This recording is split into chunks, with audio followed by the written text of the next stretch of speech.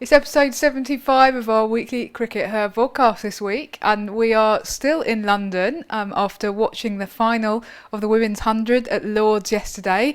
And it did get played despite all of the disastrous weather forecast, so we're quite glad not to have to schlep back over to Lord's today and watch the match in front of an empty ground. On the other hand, we are just still a little bit shell-shocked about what we saw yesterday, aren't we, Sid? I don't think we're quite as shell-shocked as the Southern Brave players, though. Was it a great game? Well, it was. It wasn't perhaps it wasn't a close game remotely, but it was a great performance from Marizanne Kapp, wasn't it? And I think that that's if you're going to see something in the final, you might want to say, well, a close game would have been better, but a great performance is also something remarkable to see. Someone that dominates the match and really asserts themselves, and that was enjoyable to watch. So the Invincibles, they made a reasonably good total, didn't they? It definitely felt like a very defendable total. It didn't feel like a huge total. Perhaps it was about the par total, and it was just shy short of the average score in the competition. But then Cap came out and bang bang, and it was essentially all over within 6 balls, wasn't it? Yeah, absolutely. I think I wrote in my Guardian match report that Brave have kind of built their reputation in the tournament and been so successful on the basis of having a really strong batting lineup. So that was quite shocking, therefore, to see them just kind of collapse in a heap. I think you've been crunching the numbers, Sid. So what do you think went wrong? Yeah, it was a strong batting lineup, but it was a batting lineup where 62% of their runs had been scored by 3 players. So Smriti Mandhana, who wasn't there because she chose to go home to India to spend some time with her family before having to go off on the next phase of her cricketing journey to Australia, and then add to that Danny Wyatt and Sophia Dunkley. That's 62% of all of the Braves' runs off the bat, and they within 6 balls they were all gone for no runs. So that leaves everybody else with an literally unprecedented amount of work to do, and there's just no coming back from that. And that's what happens in very short form cricket sometimes. I think that one of the joys of much longer forms, particularly Test cricket, where you get a second innings, is that it does come back and you do get a bit of ebb and flow. The shorter the game, the less likely that is to happen. But it can create some very exciting games. Again, not an exciting game, but that doesn't mean it wasn't a good game. Let's take the positives out of this and the positives out of Kapp's performance. And one of the interesting things actually to reflect on is whether, and we always talked about this with the Kia Super League, was whether having been in the semi-final for the Oval Invincibles was actually an advantage versus for the Southern Brave, who obviously had qualified for the final automatically by virtue of finishing top, and had a few days not off. They were still training, but they weren't actually playing cricket. And it was interesting that I asked both of the captains in the post-match press conferences about this. And Anya Shrubsole for the Brave was very dismissive of that being a factor at all. She said, no, that's an excuse. And I think she sort of hinted that journalists will use it as a handy way of explaining the Braves' poor performance with the bat, which it did get mentioned in a couple of the match reports, because as journalists we do have to try and find explanations for things. But she said, no, it was just, people were batting brilliantly in the nets and it was just one of those days. And I think they do happen, don't they, to all cricketers and to all teams. It's just that you hope that they don't happen to you when it's a really big day like a final, but those are the breaks sometimes. That's a very Anya answer, isn't it? It's like, no, that's not right, that's nonsense. Next question. Yeah, it was a very Anya answer, but to be fair, as the captain, she was kind of fronting up and not trying to make excuses. Absolutely. But interestingly then we had Danae van Niekerk coming into the press conference straight afterwards saying yes, she does think it was a really important factor, the fact that the day before Invincibles had defended another low total. I think it was 114 on Friday's semi-final, and then they were defending 121, and she said, I think that mattered a lot, and from her side of things, and I think she was actually probably right in this, that in this particular instance it really gave the Invincibles the confidence to know that they could go into that second innings of the final and defend that total, because they'd just done it 24 hours earlier. And really they looked in the semi-final against the Phoenix, they looked kind of dead and buried at one stage in Phoenix's run chase, but they fought back, and it was kind of a real brilliant fight back. And if you believe in momentum, I think Danae even even possibly use the word momentum, that actually, they had the momentum going into the final, and they really felt that as a team. So she certainly thought it was significant that they played in the semi-final. So you with Dane on that then, Raf? You think that semi-final mattered? I think it did in this particular instance, yes. I think it's a debate that will rumble on. As I say, it's something we talked about in the KSL, where I think it swung back and forth a bit between the team who'd qualified automatically for the final winning versus the team who'd been in the semi-final winning. And all kinds of captains had all kinds of different things to say about that, generally depending on whether they'd won. Or lost. Yeah, exactly. I don't think that this settles it, but I do think in this particular instance, having defended that earlier low total did give them that confidence and that momentum, and it was important for Invincibles. That's what I think. And what about the principle of the semi-final, Raf? Because this idea of what they're now calling the eliminator, which in the Kia Super League we always called the semi-final, the one semi-final, where only the top three qualify, and the top one qualifies directly for the final, the second two qualify for this one semi-final. Do you think that that's a good idea? Because in the Kia Super League days, one of the reasons for doing this was that there was only 6 teams, so they felt that 4 teams qualifying for semi-finals wasn't right. Whereas plenty of other competitions, the WBBL's always had 2 semi-finals, the men's BBL and the IPL have even gone for systems which allow the teams down in 5th place to qualify via some sort of elaborate system of the 5th place playing the 2nd place, but then the 2nd place getting a chance to play the 3rd place and all of that. Well, that sounds confusing. It is very confusing, and that's actually, interestingly, one of the things that the 100 has worked very hard not to do. They've worked hard to keep it really simple for fans. Hence, for instance, things like no bonus points, because no bonus points makes it much simpler to work things out. It's just 2 points you get 2 points if you win, you get no points if you don't, kind of thing. But what do you think, Raf? Do you think that we should be playing 2 semi-finals in future? I don't have a problem with just playing the one semi-final. I think it gives a real incentive then to finish top of the group. I know that we've just said that in this case it was to Invincible's advantage to play that extra game, but I do think that progressing straight to the final kind of sends a message out that you are the team to beat. And Brave really were the pre-match favourites, and they really were kind of being talked up by us and everyone else as the team to beat in that final. So from my perspective, I think that the format as it is works perfectly well.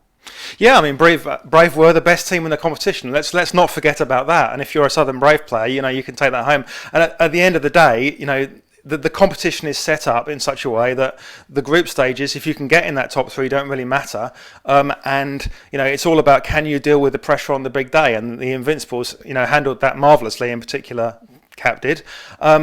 But the Braves still had a very good tournament, and take lots of positives, because they can take 7 positives from 7 wins in the group stages, which was a great performance to take forward for all of those players into the rest of their careers.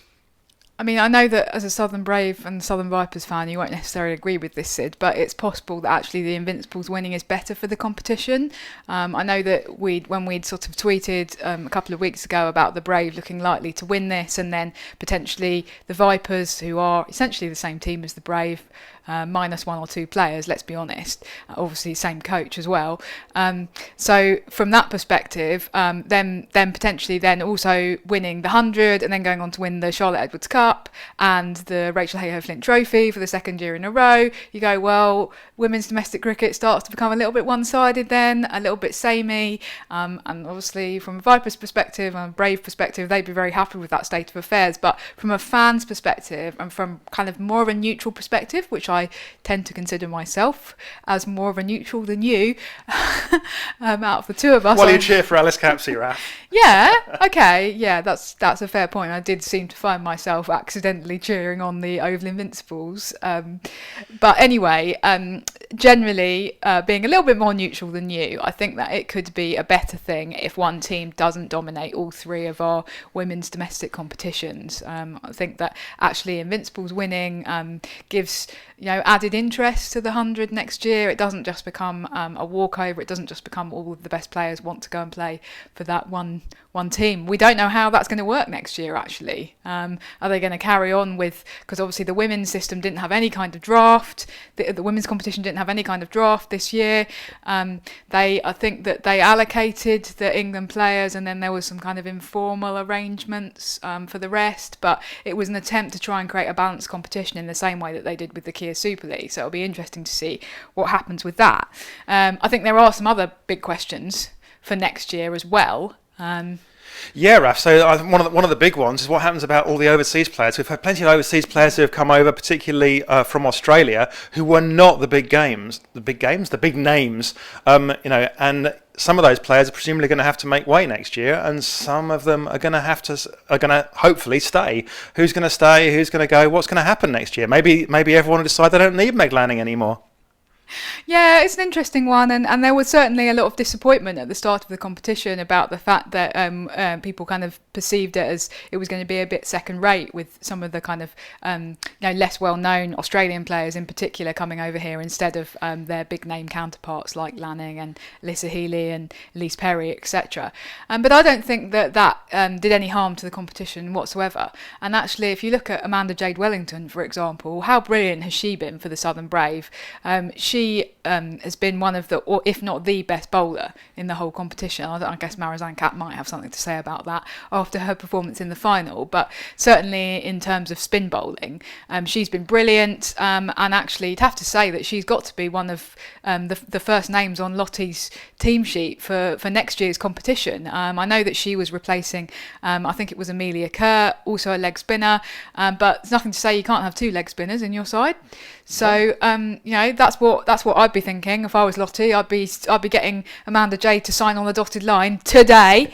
And I think she said on Twitter she's got to be a 15K next year. Obviously the salaries might increase, but in terms of she's going to be somebody who you would be paying top whack to come back and play for you next year. And I think she, as a person, probably has got a sense of loyalty, and she's talked about working with Lottie and how much she's enjoyed that. So I think she'll be back playing for the Southern Brave next year. So that's good news for you, Sid. Hopefully, yeah, she's been brilliant, and if we perhaps seeing her bowl in tandem with Amelia Kerr in next season, that could be interesting as well. So I don't think there's any problem with having two leg spinners, certainly. So bring it on. The other really interesting thing, I think, is that what we were saying a few weeks ago at the start of the competition, or just before it started, was if you want to get Lanning and Healy and Perry over here playing in England next year, you need to pay them more. And I don't think that's right anymore, because I think that they will have been looking on from Australia at this competition, looking at the crowds that we've been getting over here, and they will feel that they've really missed out, actually. I mean, when else in her career does Meg Lanning, A, even ever get to play at Lords, because they haven't played here the last two Women's Ashes that have been played in England, and B, get to play in front of a crowd of 17,000 at Lords, which is just amazing, and potentially could even be a full house at Lords in a couple of years' time for the final. So I don't think that they need that carrot of money anymore. The carrot is playing in a competition like this one in front of crowds that we've seen of over 10,000 regularly. They don't get that in the Big Bash. Obviously they occasionally get that in internationals, for example the MCG, but it's still incredibly rare. So I think that's a really interesting shift, actually, and it will mean that those top class Australian players are much more likely to want to come over here and play. Yeah, absolutely, and let's not lose sight of the significance of those numbers. That this isn't just the final we're talking about. All of the games have seen big crowds, bigger crowds than you get in the Women's Super League, which is our premier women's football competition. Now, admittedly, that's slightly driven by the venues and things. So most of the big WSL teams still only play in venues with a capacity of sort of 4,000 or 5,000 at the very most. But it's absolutely huge, and we have to eat our words on a lot of this. This has been game changing, and I think that you're right. However, the money still does matter, doesn't it? And Mr. Tom Harrison has been on what I believe the kids call the wireless. Or is it just my gran that calls it the wireless? Mr. Tom Harrison has been on the wireless this morning, and he's had something to say about that, or he's given us a little teaser. Yes, he's actually said that they will be making an announcement fairly imminently, so in the next couple of days, about what the women are going to be paid next year, so the overall women's salaries. So that will be really interesting to hear what he has to say about that. And what I think is particularly interesting is that we knew that they were going to have to review this, and they are doing this big post-100 review. But before they've even done that, because they're not going to do a review in the next couple of days, it's going to be a process of probably a couple of months, you would think. But he is gonna set down something. He feels that it's important to kind of actually announce that really soon. And so it kind of adds to what you were saying about the women's competition having been game changing. I think it's really taken the ECB by surprise. They've kind of gone, oh, hang on a minute, if we're getting these enormous crowds for the women's side of things, then we do need to even up the salaries. And we do actually look a bit backwards and a bit kind of... what's the word? A bit conservative in the way that in the path that we've currently gone down of there being such a big pay disparity. We've been taken by surprise by that, and so to say that he's going to announce something very shortly is actually quite important, I think. Yeah, and he's not going to announce something negative. He's a very experienced communicator. You're all getting a pay cut. Yeah, he's not going to have gone on the radio this morning and go, "I'm going to announce a big thing, guys," and then come back 2 days later and going, no. Yeah. So I think it's a fairly safe bet that they are going to go up. But the big question, of course, is where is that money going to come from, Sid? Yeah, that is. I mean, I don't want to kind of finish on a negative spin about this, but we do have to kind of slightly, our role as journalists sometimes is to ask those difficult questions. And it is important to consider where this money is going to come from. Is it going to come from the men's game? Is it going to come from other bits of the women's game? There's been talk about whether or not they're going to issue additional regional contracts for next season, which would be, a huge deal. If they decide, well, okay, no more additional regional contracts, but, we'll up the pay for the 100, then you could just kind of robbing Petra to pay Paula. And we've talked about the pie. The pie in the next couple of years, as we know, isn't getting any bigger. The TV companies are not going to come back next summer and go, hey guys, we've voluntarily decided to pay you an extra £5 million. That's not going to happen. Title sponsorships can make a bit of influence, but not much. Let's not forget that the Barclays title sponsorship of the English Men's Premier League, the biggest domestic sports competition in the world in terms of like viewership and like global significance, Barclays only pay £13 million a year for that. So the title sponsorship that you're going to get, that money's not going to be very much. They need to demonstrate that this money is not just coming from grabbing it from other bits of the women's game. I think that's important. Okay. Now, we did have another big announcement this week, unrelated to the 100, actually, and that is that the ICC Championship, which is the qualifying path for the 50 over World Cup, is going to be expanding from 8 teams to 10 teams in the next cycle. Now, I think that has been talked about before, but it's been formally laid out that the qualifying tournament for the World Cup in New Zealand next year is going to be played later on this year in Zimbabwe, and there's going to be 8 teams participating in that. And that is how it's going to be decided which two extra teams get to take part in the championship. So it could be quite a significant tournament, that, Sid. Yeah, it's going to be a huge tournament, isn't it? And I think that while obviously like the headlines are going to be about the World Cup qualification when the tournament comes to being played, as Hypercourse commented on Twitter, whether or not someone gets into this new expanded ICC Championship, which isn't, as you hinted, is not quite a new announcement, but this is the first time they've actually kind of formally said it as opposed to sort of hinting at it. That's going to be absolutely massive for the teams that qualify and potentially not great for the teams that don't qualify. So it's potentially gives you a bit of an existential moment in this competition when it could come down to one match about whether or not you qualify for that next cycle of the ICC Championship. The teams that qualify, if you're Thailand or Ireland or Bangladesh, that gives you an exciting 3 years of tours to Australia and New Zealand, and well, some of them will be home tours, but England, you'll get all of that additional investment. You'll get the excitement, you'll get the interest, you'll get the media coming, you'll get people coming to visit you. Big teams will come to play at you. You'll get more money from people paying for those broadcast rights. All that stuff's really important. Of course, if you don't qualify, if you miss that, then that's almost creates the other thing. Say if you're Ireland and you get beaten to this by the Netherlands, that means the Netherlands probably aren't going to play Ireland again for the next 4 or 5 years, because the Netherlands will be busy going off to play Australia and Ireland will be left just sitting on their haunches. So really, really important for these teams that they make that qualification. It's going to be a really exciting and an important competition. So we look forward to watching those on the live stream, and there could be some definitely some dicey moments there, but it'll be exciting stuff. Absolutely.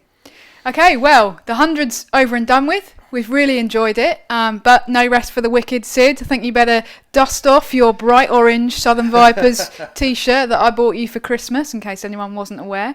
That's where it came from. And the Charlotte Edwards Cup resumes on Wednesday, and we'll be looking forward to some really exciting and more women's domestic cricket. That's all for this week. Bye for now. Bye.